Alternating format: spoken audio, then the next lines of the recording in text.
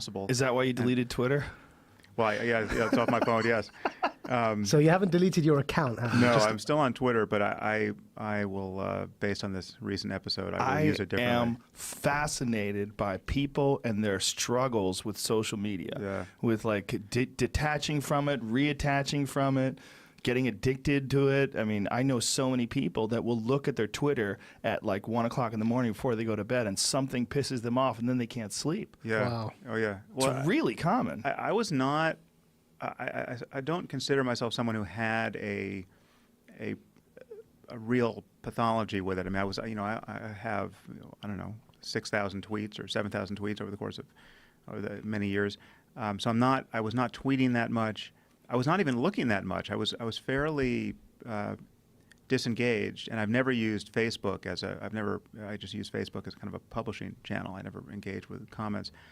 But I was looking enough, and it was, I mean, one, it was clearly making me a worse person. I mean, I was reacting to stuff that I didn't need to react to, and it was amplifying certain criticisms and voices which need not have been amplified. And in this last case, it just turned it created a huge kind of explosion in my life. I was in the middle of a vacation, which I basically torpedoed because of what I saw on Twitter.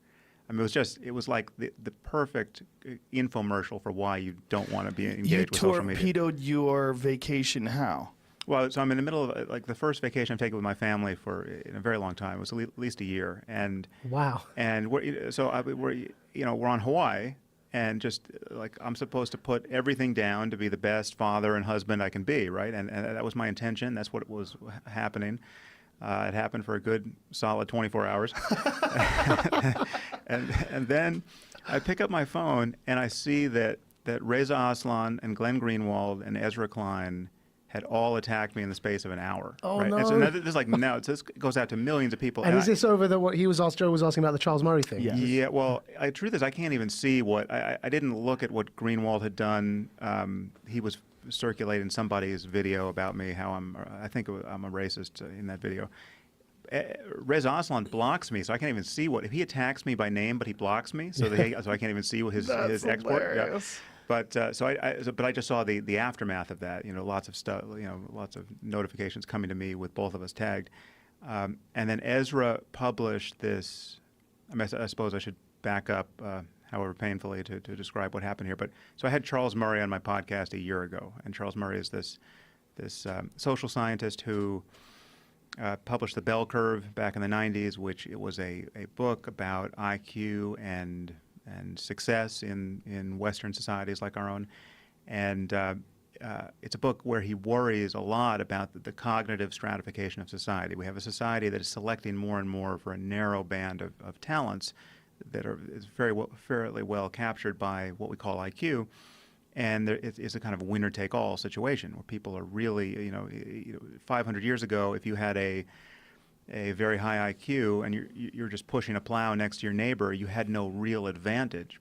But now you can start a hedge fund or you can start a software company, and we're seeing this real shocking disparity in good fortune, really. So he wrote this book. It had a chapter on race, which talked about the disparities in racial groups. The statistically observed disparities. Right. Yeah. And the claim about the source of those disparities was by even the standards of the time, but certainly the standards of today, an incredibly tepid, mealy-mouthed, just hand-waving. It was not this, here comes the Third Reich declaration of white supremacy. It was undoubtedly there are environmental and genetic reasons for this, and we don't understand them. It was just like to think that it's one or the other. We're not in a position to know what the mix is of influences now, and that is virtually any honest scientist's take on the matter, and certainly today. I mean, it's only become more so, but that went off like a nuclear bomb. I mean, that was such a. I mean, it's the most and at the time, I never read the book. I just thought this had to be just racist. And of course, poison. Charles Murray would be vilified for that observation. And he's been vilified ever since. And ever since, I've ignored him. Wasn't he deplatformed and assaulted recently? Yeah, so that's what happened. Yeah. So he went to Middlebury to give a talk, 20 some odd years, 25 years after he wrote this book. Oh, by the way, he's also listed by the Southern Poverty Law Center. And so that's what contributed to the deplatforming and the violent protest against him at Middlebury.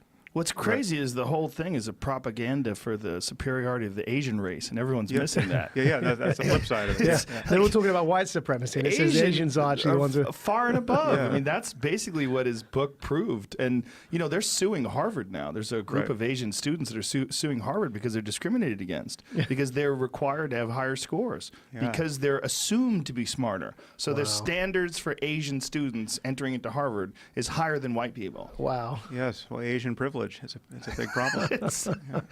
Your grandfather was working on the railroads in California as an indentured servant, and all that privilege trickled down. There's obviously a lot of factors that lead to IQ, to high IQ, but to ignore what those are, to ignore it completely, to just bury your head in the sand. In the name of ideology, of course. Yes, exactly. Only ideology. And this idea that you cannot look at statistics, you cannot look at facts.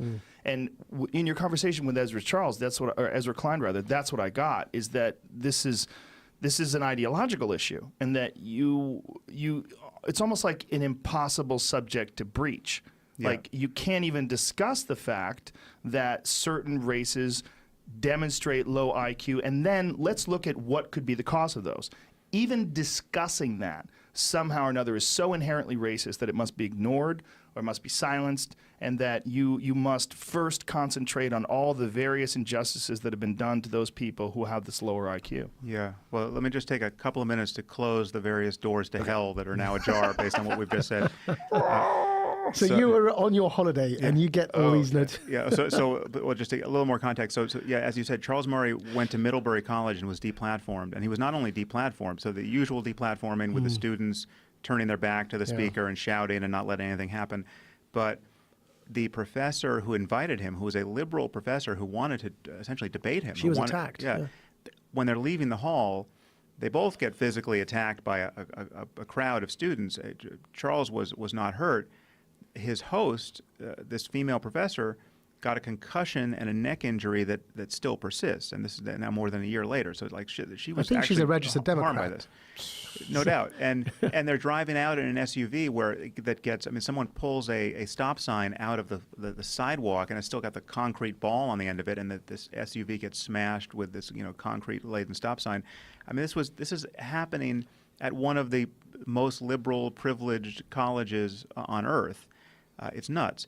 So anyway, that was the thing that put Murray on my radar after all these many years of my ignoring him. And I felt guilty because I had declined to be a part of at least one project because his name was attached, right? Because I just saw that this guy's radioactive. He's got some white supremacist agenda.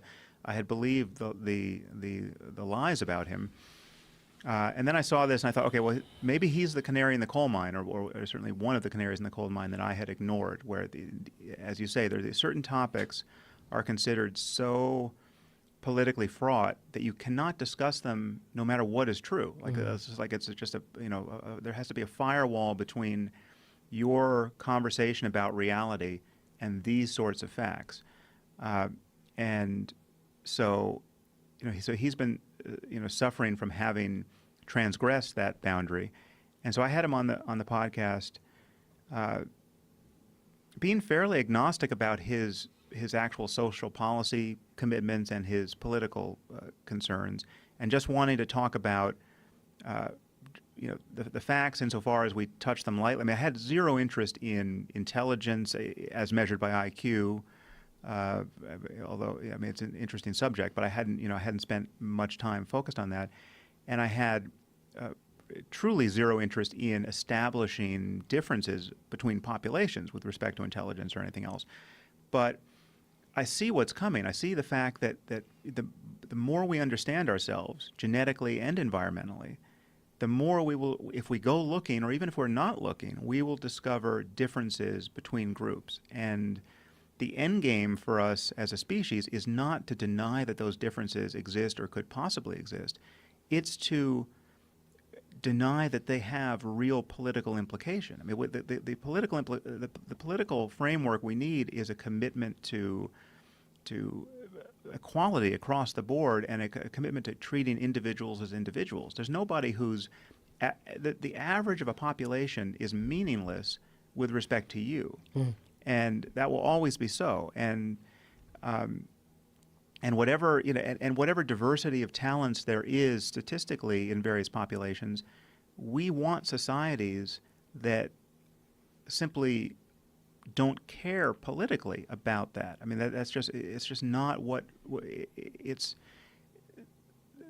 Our political tolerance of one another and support of one another is not predicated on denying individual differences or even statistical differences across groups. It can't be, because we know that there are people walking around like, Elon Musk, who gets out of bed every morning and does the work of like 4,000 people, right?